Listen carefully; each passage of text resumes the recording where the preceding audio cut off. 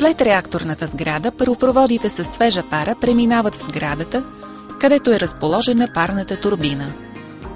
Турбината е кондензационна, едновалова конструкция и се състои от един двупоточен цилиндър за високо налягане и 4 двупоточни цилиндъра за ниско налягане.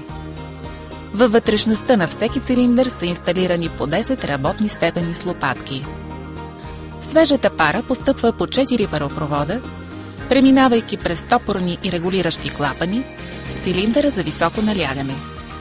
Тук работната пара отдава на парната турбина част от акумулираната топлинна енергия, понижавайки налягането и температурата си. След цилиндъра за високо налягане, парата преминава през 4 специални апарата, наречени сепаратори-паропрегреватели, които са разположени симетрично от двете страни на турбината. Тук се намалява влагосъдържанието на парата и тя се подгрява допълнително преди цилиндрите ниско налягане.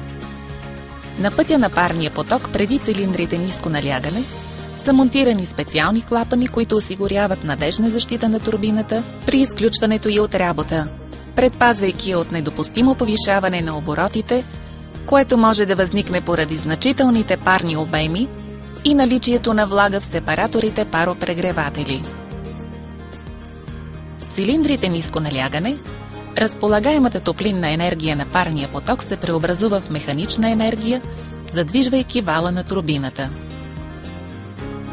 След цилиндрите за ниско налягане, отработената пара постъпва в кондензационната инсталация, която се състои от 4 броя двукорпусни повърхностни кондензатора, по един за всеки цилиндър ниско налягане.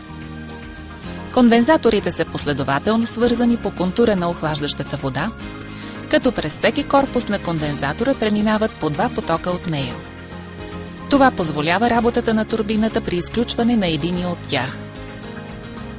В кондензатора парата кондензира при дълбок вакуум, отдавайки топлината си на охлаждащата циркулационна вода, която постъпва от река Дунав по студения канал и обединената помпена станция на централата. Обратното й отвеждане в реката става през топлия канал на системата за техническо водоснабдяване. Циркулационната система на блока е снабдена с филтри за предварително очистване на циркулационната вода и с система за очистване на тръбния сноп на кондензатора. При режими на пускане и спиране на блока, както и при отпадане на електрическия товар на блока, се включват в действие бързодействащите редукционни устройства за подаване на парата от главния парен колектор в кондензаторите през специални пароприемни камери. Основните ежектори на блока са водоструйни. Ежекторната инсталация непрекъснато изсмуква от кондензаторите на турбината некондензиралите газове, поддържайки необходимия вакуум в тях. Предвидени са и водоструйни ежектори за отвеждане на въздуха, попаднал в циркулационната система, както и за поддържане на разреждане в кондензатора на парата от уплътненията на турбината.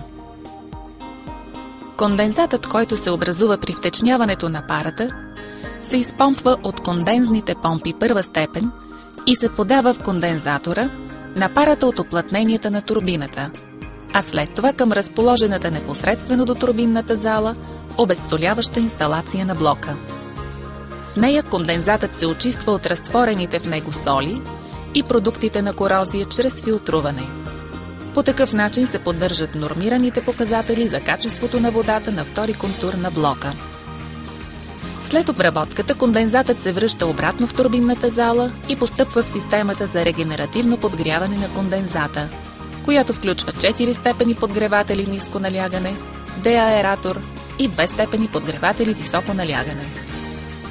Първата степен ниско налягане съдържа 4 броя подгреватели, които са хоризонтални повърхностни топлообменници, разположени в горната част на всеки от кондензаторите. Вторият подгревател ниско налягане е вертикален топлообменник от смесителен тип, в който основният кондензат се подгрява при непосредствения му контакт с греещата пара, което намалява недогряването на основния кондензат. Този топлообменник позволява допълнително да се отделят разтворените некондензирали газове. След смесителния топлообменник, Кондензните помпи втора степен засмукват и подават основния кондензат към два последователно разположени един след друг вертикални повърхностни топлообменника с долно разположени водни камери. Подгреватели ниско налягане 3 и 4.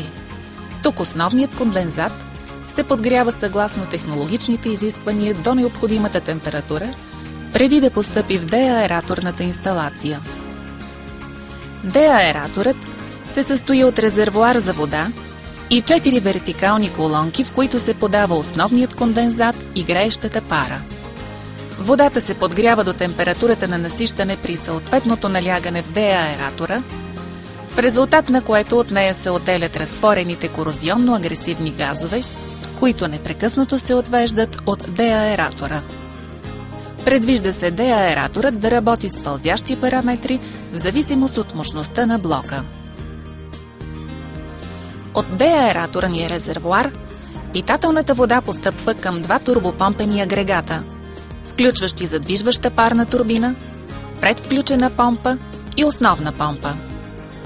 Основната помпа подава водата в общ колектор, след който тя по два паралелни тръбопровода се транспортира към парогенераторите при всички режими на работа на блока.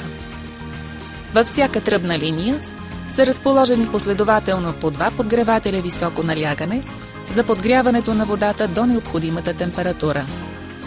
Подгревателите са снабдени с бързо действащи защитни устройства, които могат да изключват при необходимост тръбопроводната линия на съответната група подгреватели високо налягане.